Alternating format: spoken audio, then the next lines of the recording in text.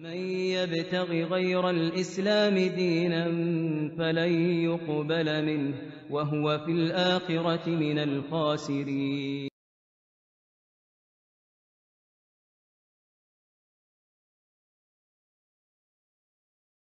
Et je vous pose la question d'une sœur qui dit Assalamu alaikum wa rahmatullahi wa barakatuh, cher.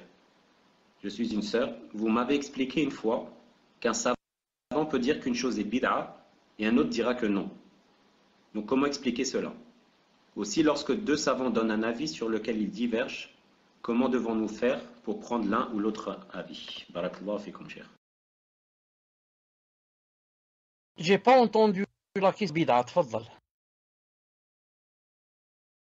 En fait, cher, quand les savants divergent sur une bid'a, l'un va dire cet acte est une bid'a et l'autre va dire cet acte n'est pas une bid'a.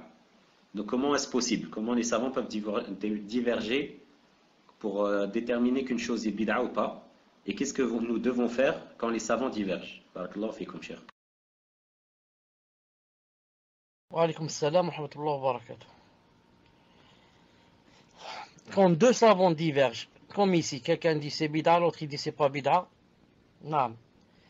Et l'autre il dit c'est haram, l'autre il dit c'est pas haram, comme ça, comme dit Cheikh Ben Baz rahimahullah, il dit on voit lesquels des deux, de ces deux savants, c'est la chose dont il a parlé, c'est sa spécialité. Vous avez compris? Je donne un exemple. Cheikh Ben Baz rahimahullah va diverger avec Cheikh Al-Albani rahimahullah sur un hadith. Cheikh Ben Baz va dire hadith authentique. Cheikh Al-Albani va dire hadith faible. Ici, la spécialité du hadith revient à qui? À Cheikh Ben Baz ou à Cheikh Al-Albani rahimahullah? Vous allez me dire, je pense, Cheikh Al-Albani rahimahullah, 40 ans ou 50 ans seulement à faire des recherches dans le hadith.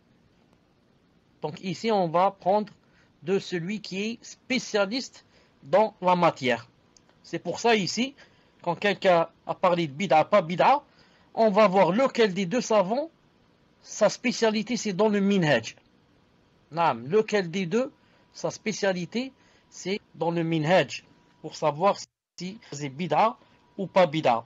Si maintenant la personne n'a pas le niveau requis pour comparer entre deux savants, etc., et qu'elle ait choisi un des deux, sans faire un choix de passion, mais elle s'est dit dans son cœur par exemple que pour moi tel savant est plus fiable, ou bien tel savant est plus savant, plus de science, et comme ça, c'est pas un choix de passion, c'est pas elle a dit il y a cet avis qui me plaît, non. Si elle a mis dans son cœur que ce savant est plus savant chez elle, dans son cœur, et qu'il a plus de science, ou alors il est plus connu, plus réputé, comme ça, et qu'elle a pris de son avis, elle n'aura pas fait un péché, bi'idhnillahi ta'ala,